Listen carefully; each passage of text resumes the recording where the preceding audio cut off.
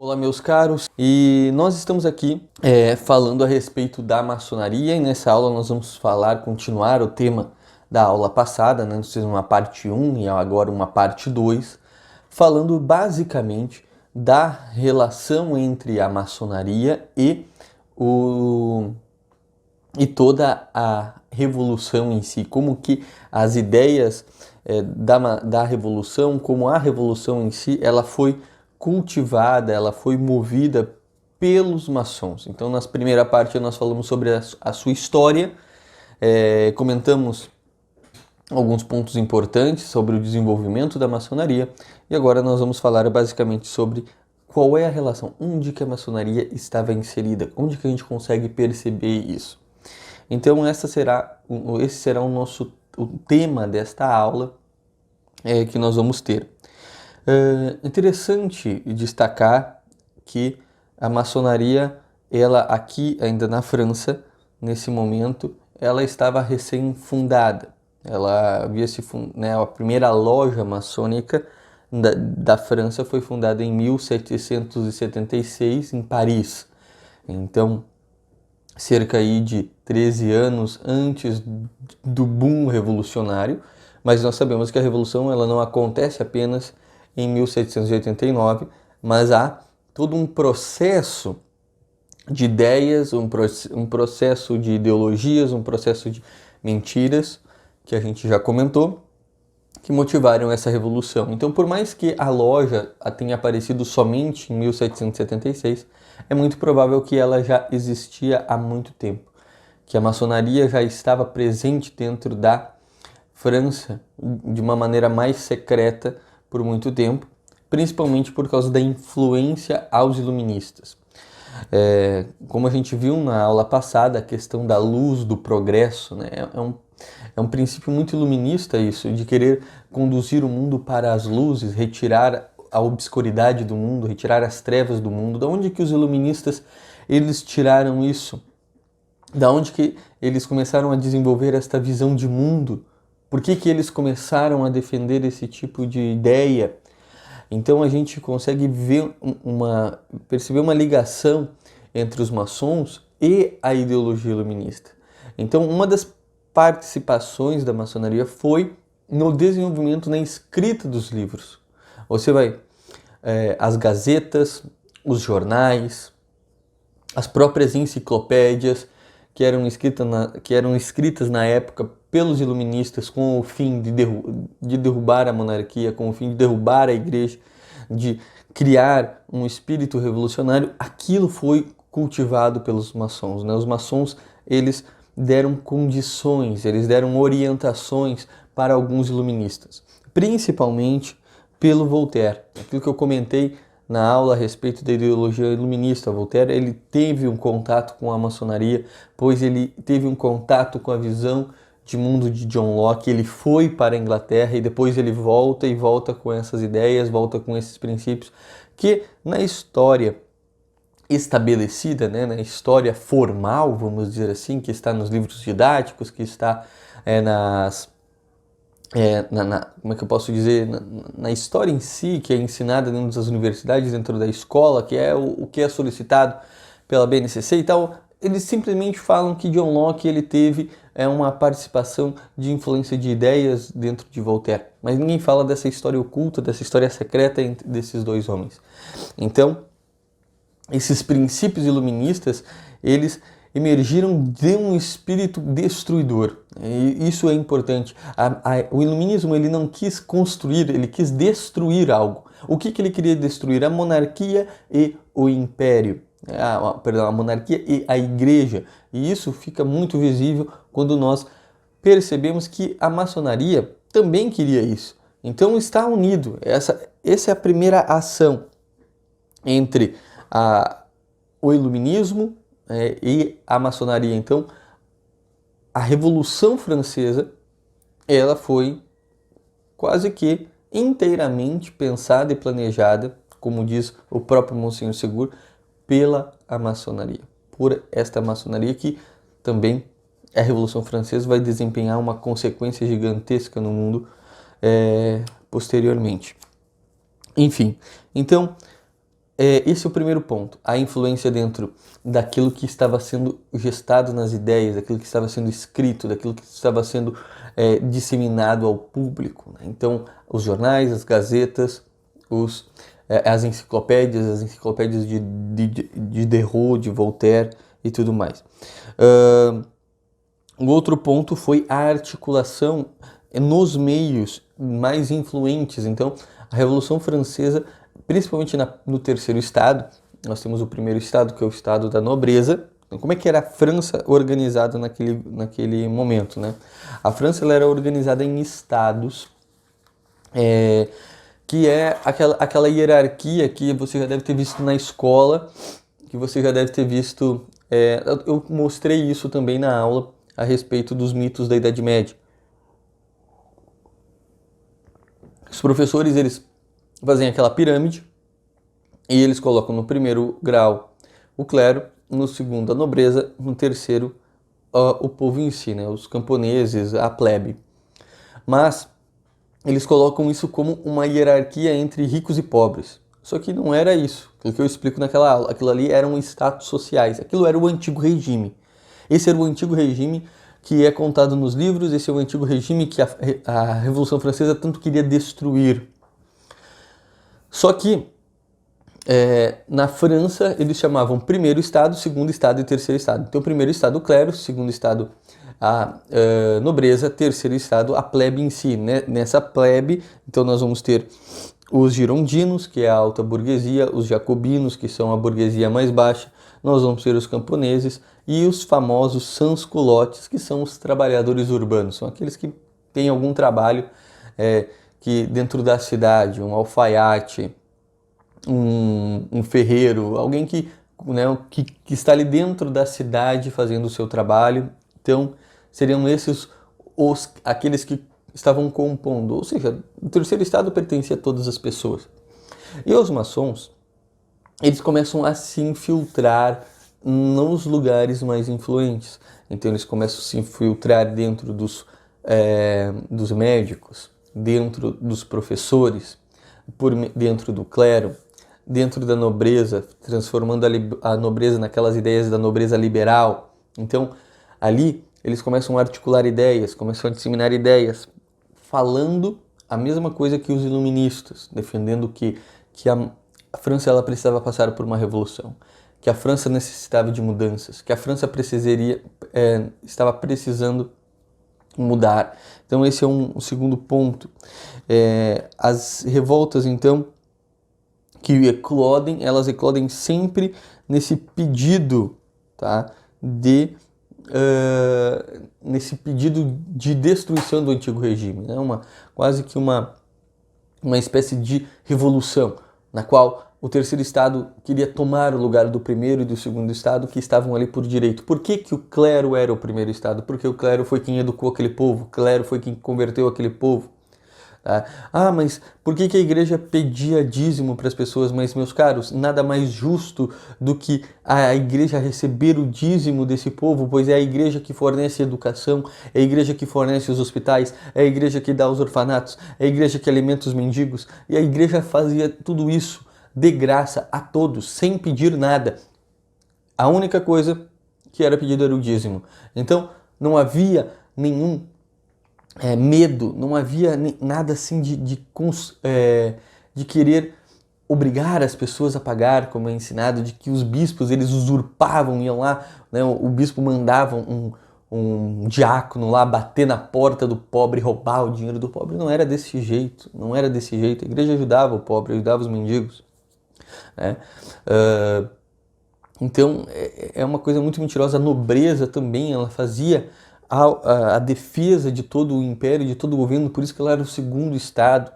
Claro que, aquilo que eu comentei, as ideias pagãs humanistas acabaram se infiltrando dentro da nobreza, então a nobreza se tornou muito pomposa na França.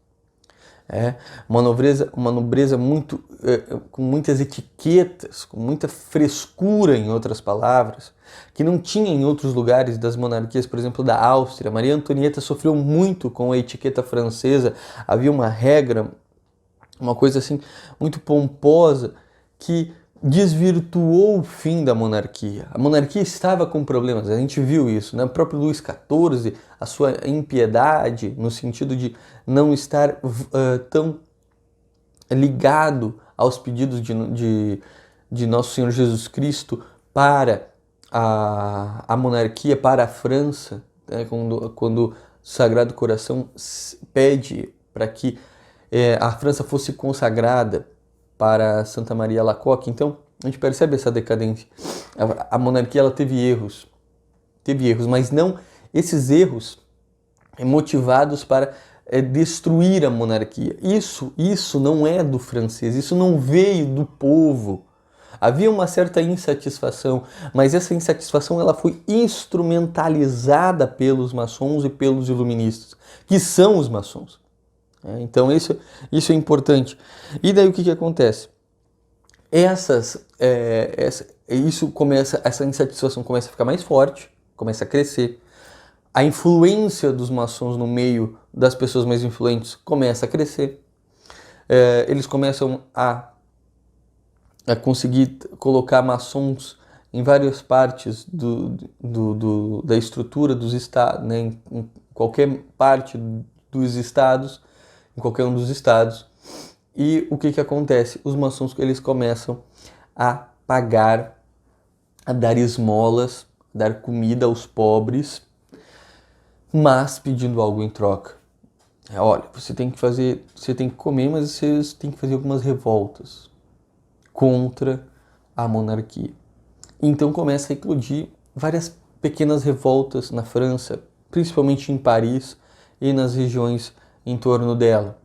Então, o rei Luís XVI, aqui eu não consegui rastrear se foi realmente isso dele, ou algum conselheiro, alguém tenha colocado isso na cabeça dele. Isso eu não consegui rastrear, mas nós sabemos que Luís XVI ele convoca então a reunião das chamadas Assembleias dos Estados Gerais, que já estava há mais de 175 anos parada. Então foi algo bem estranho. Nessa Assembleia de Estados Gerais, chamaram representantes de cada um dos estados para que se fizesse uma votação e nessa votação, então, pudesse decidir um aumento de impostos para que a nobreza conseguisse arcar com as dificuldades que ela estava vivendo naquela época. Então, o que acontece aqui, né? Esses estados gerais, eles começam a eleger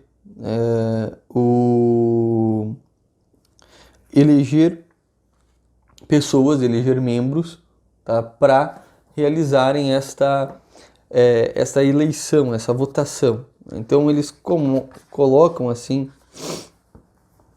que colocam que eles precisavam fazer uma revolução, que eles precisavam fazer uma mudança e tudo mais. Então eles resolvem eleger representantes para votarem a respeito das ideias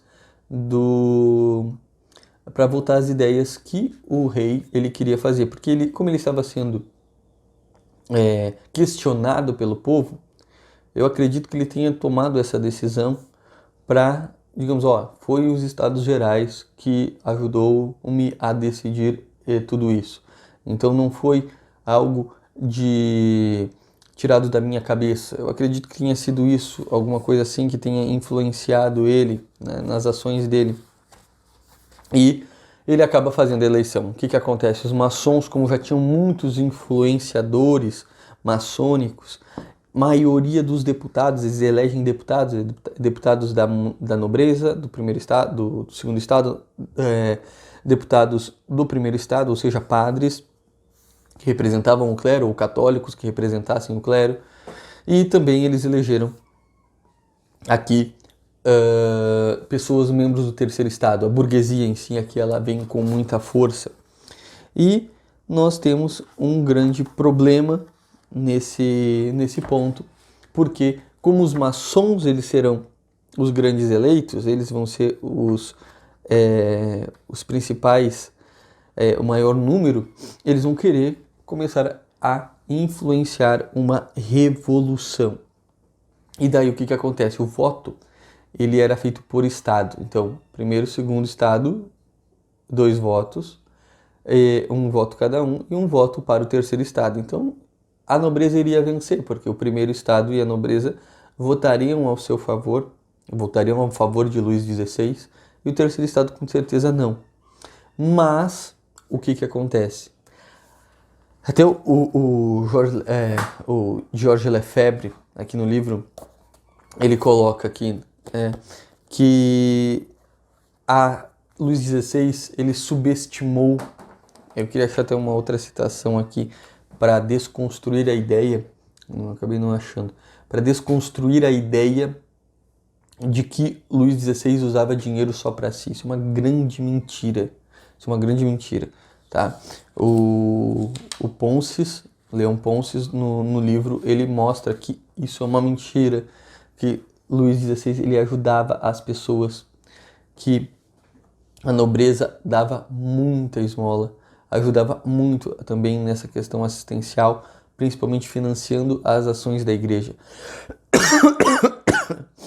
Só que é passado nas escolas como que justificava toda essa ação revolucionária, como que os franceses eles estavam sendo usurpados, estavam sendo roubados. Mas não é bem assim que as coisas ocorreram. Voltamos. O Georges Lefebvre diz que Luís XVI ele negligenciou e ele foi ingênuo diante da articulação política que o terceiro estado realizou. Só que não foi o terceiro estado que fez essa articulação política, foi os maçons. O que eles fizeram? Eles começaram a introduzir a ideia de o voto não ser por estado, mas ser por deputado. Prestem atenção, o voto seria por estado. Um voto para o estado do clero, um voto pelo estado da nobreza e um terceiro voto para os estados da plebe. Então, os deputados eles iriam se reunir, né, e cada deputado teria um voto indireto. O maior número de votos do deputado iria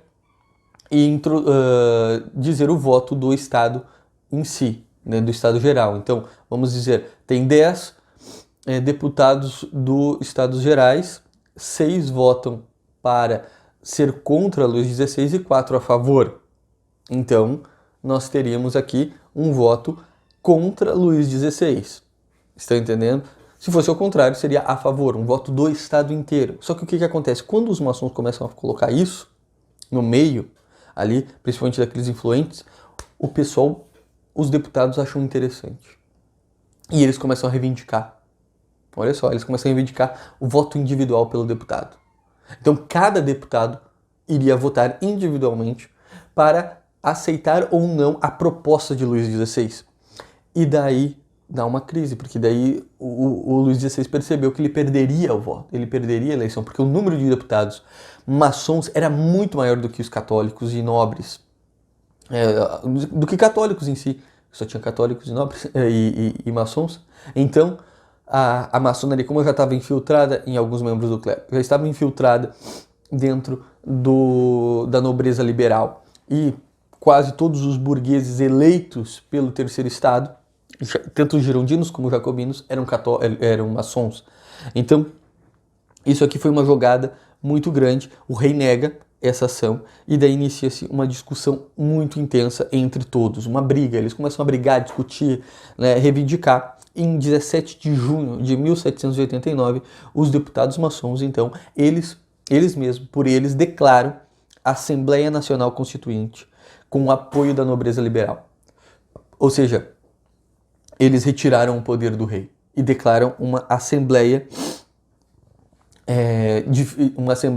fora dos Estados Gerais, uma assembleia nacional constituinte. Ou seja, eles querem montar uma nova constituição, eles querem introduzir agora uma república, né?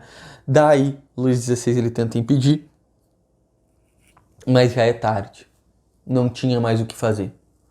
Quando ele tenta impedir isso, já não tinha mais o que fazer.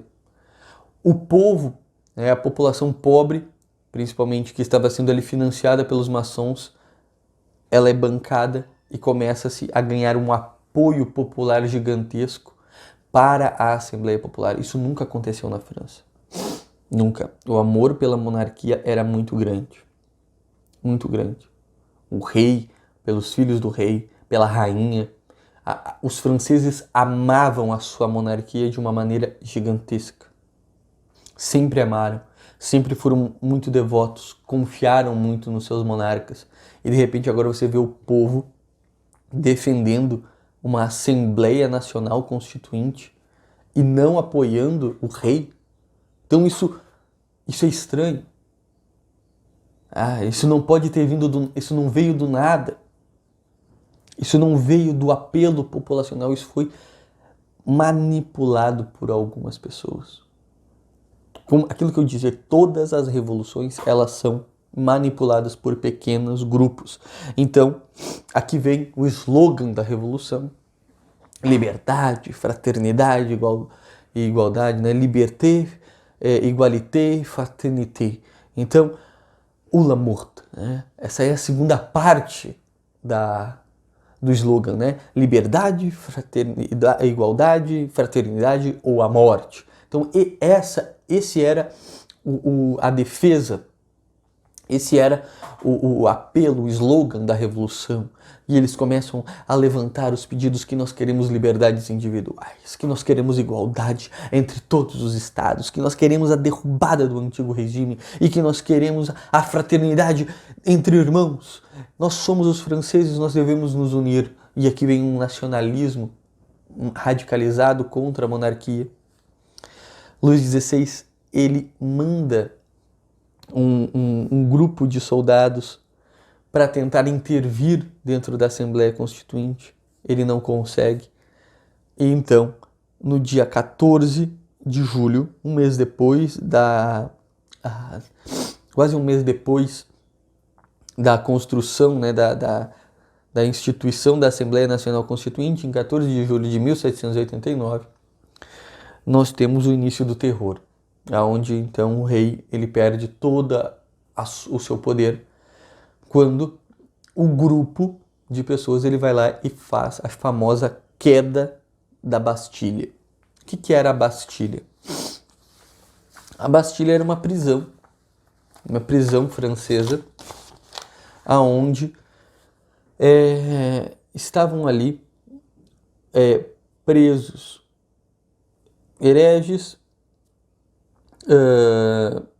pessoas que eram contra, que de alguma maneira eram usurpadores, tentavam usurpar o poder do rei ou fizeram alguma coisa para tentar derrubar o rei, maquinaram alguma coisa, mas principalmente era uma prisão com ladrões, estrupadores,